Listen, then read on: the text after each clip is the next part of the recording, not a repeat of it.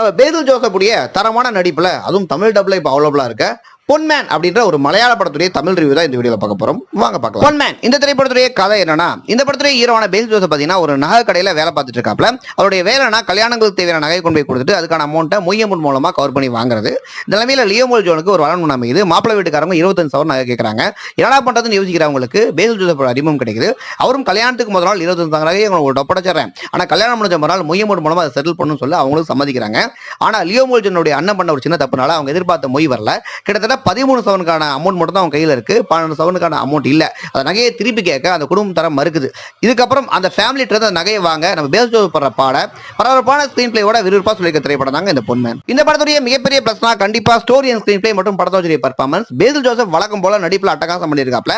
தமிழ் டப்பும் அருமையா இருக்கு. இந்த வீக்கெண்ட் உங்க ஃபேமிலியோட பார்க்க ஒரு ஒர்த்தான ஃபேமிலி என்டர்டெய்னர் தான் இந்த பொன்மேன். இந்த பொன்மேன் திரைப்படத்துக்கு எங்களோட ரேட்டிங் 3.5 out of 5.